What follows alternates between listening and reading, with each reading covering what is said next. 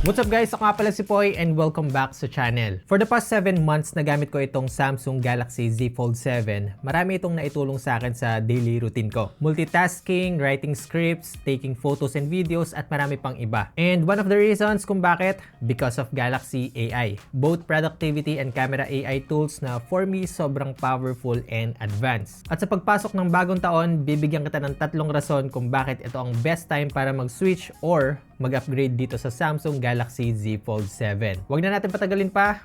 Let's do this!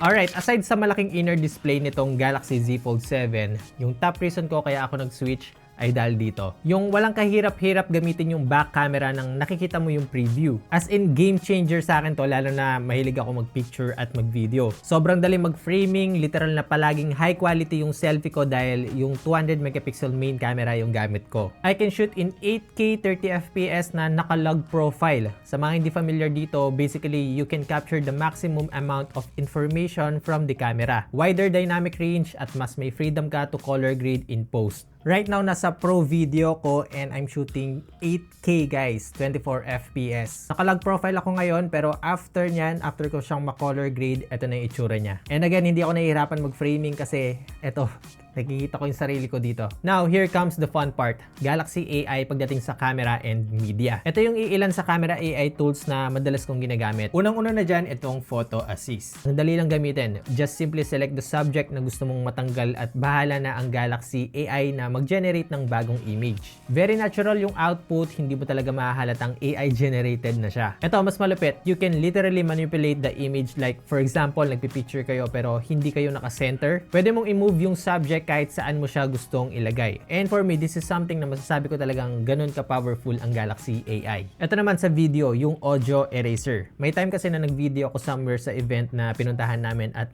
nakalimutan kong magdala ng mic. School event siya, so maingay, may music, may mga estudyante. But with the help of audio eraser, para akong naka-mic na may noise cancellation. May offer kaming coffee guys and matcha.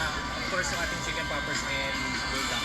May offer kaming coffee guys and matcha. Of course, yung ating chicken poppers and bulldog. Actually, marami pang AI features na meron pagdating sa photo and media pero ito yung mga madalas kong ginagamit.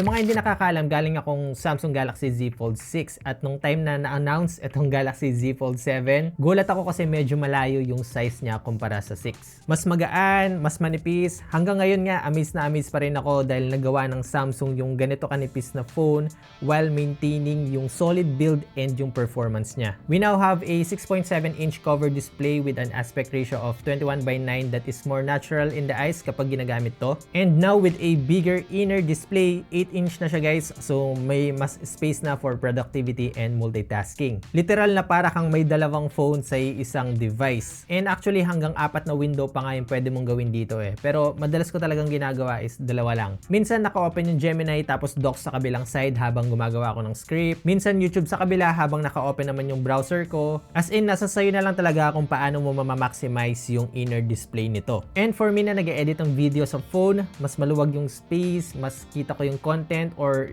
video while maintaining the timeline sa baba. Ito yung minsan na nasasabi ko na lang sa sarili ko na buti na lang nag-foldable ako kasi ang dami pala talagang benefits lalo na kung talagang gagamitin mo siya sa work. Usapang Galaxy AI, circle to search with Google. Gamit na gamit ko yan kapag may nakita kong item online tapos hindi ko alam yung tawag doon or kung saan siya mabibili, bibilugan mo lang siya at bibigyan kanya agad ng iba't ibang source like information at kung saan siya available. Samsung keyboard guys, meron siyang writing assist na palagi kong ginagamit kapag nagre-reply ako sa email or content sa description or caption kapag nagpo-post ako. May spelling and grammar checker siya and writing style like for example may existing reply ka na or template, magge-generate siya ng iba't ibang version pang professional, casual, polite at iba pa. Ganun ka reliable para sa akin yung Galaxy AI. Hindi pa nga lahat yan meron pang call assist, meron pang interpreter, note assist, transcript assist, browsing assist at marami pang iba. Yung mga shinare ko sa inyo guys, yan yung mga personal kong ginagamit talaga dito sa Samsung Galaxy Z Fold 7.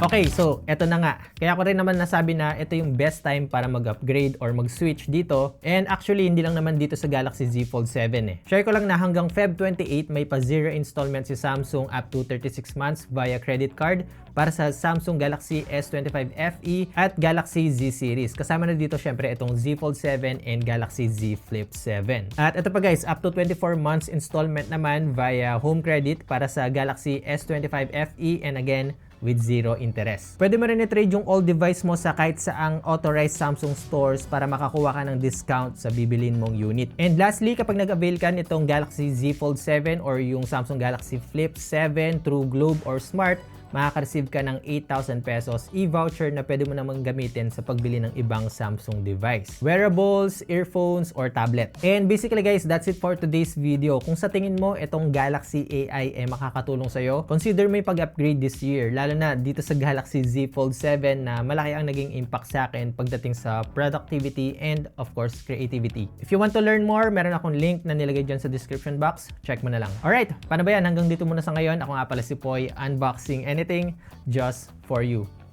Nice!